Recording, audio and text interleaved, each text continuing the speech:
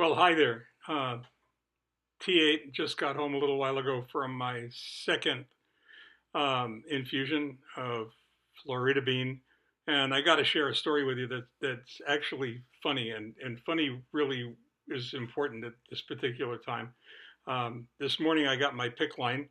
So you can see it. I got external plumbing now. I've got a faucet, two-way directional faucet, in or out, which actually was really nice when they had to do collect blood samples today.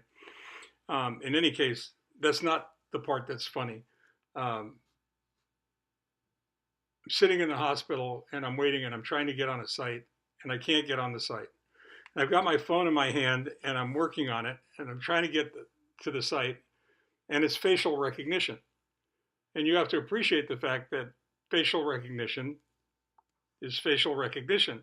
And I'm getting more and more upset, more angrier by the moment, wanted to take the phone and throw it against the wall, trying to figure out what the hell is wrong with this damn phone. And all of a sudden, it occurred to me that I was sitting there with a mask on, and there's no way on God's green earth that the phone was ever going to recognize that it was me. And I have to wear the mask outside the room all the time. So I'm going to take it off now because I'm in the room and it's a safe environment, or a safer environment. Especially since I've only had 2 infusions. So bear with me for just a moment.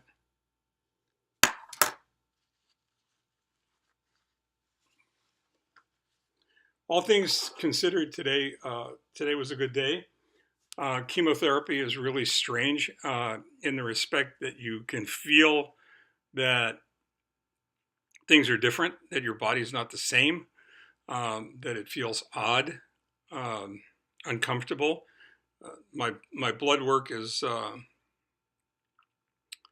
frustrating because a lot of the important markers, hemoglobin, white count, neutrophils, a bunch of things like that are starting to change because of the chemicals that they put in my body, and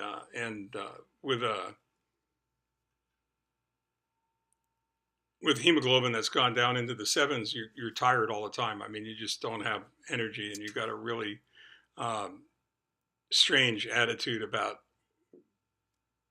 what you have left to do, and how to get it done. The thing that keeps you going is friends and family, and the love of the people around you, and the confidence that they have in the fact that you're going to get better, and it's something that you want to believe as well, and it's little acts of random acts of human kindness that are so meaningful. It's the one thing we've discovered about the infusion nurses is that each one that we've met, and nurses in general here at City of Hope, is that each one that you meet, once they realize that you're a transplant patient, each one has a gem of information to share with you to make that journey easier based on their experience. And one of the nurses that we had the other day was the charge nurse on the 6th floor, which is the transplant floor, one of the 2 transplant floors in the hospital. And she knows her stuff. I mean, she's really an incredible nurse, just as the nurse today was incredible. But each of them gives you a tiny piece of information to make your journey through this easier. And ultimately, you feel like you're going to get enough pieces of this puzzle figured out so that, in fact, the journey will be somewhat easier, and you're hoping that'll work. It's truly appreciated, and you realize you have to make it work in any case. But today was a good day.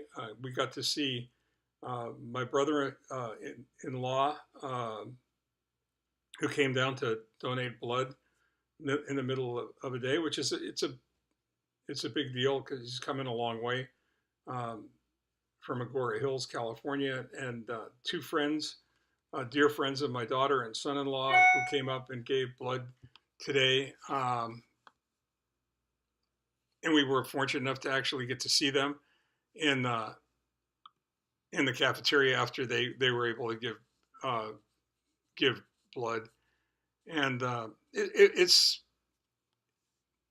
a humbling experience. There's a gentleman that's coming out from Chicago. I sit here in disbelief, recognizing that somebody's going to get on a plane, fly halfway across the country, and go out of their way to give blood for me. It's a humbling experience, and it makes you aware and grateful for the life that you've lived and the people that you've met and the important role they've played in your life. And what it really does more than anything else, I think, and it's really important to recognize this, is it makes you aware of truly of a karmic debt that you've got to repay. That there's you have to give back. You cannot come through something like this and be selfish about what comes next. So I'm sure in the 130 days I have remaining living out here in Duarte, and then the time that we're going to spend back at home, I'll find ways to make sure I can give back to the City of Hope, to the doctors, to the nurses, to other transplant patients. I've already started that work with 3 trials that I've volunteered to be involved in for research. We can talk about that later on. But in any case, I thought you'd get a kick out of that story about, I mean, somebody with more pride than I would probably have too much pride to share something about acting that dumb. So until tomorrow, after or before the 3rd chemo infusion, I'll sign off, and thank you for hanging out with me. It's nice knowing I'm not alone in this journey, and that a lot of people seem to be really enjoying the journal. So thanks a lot.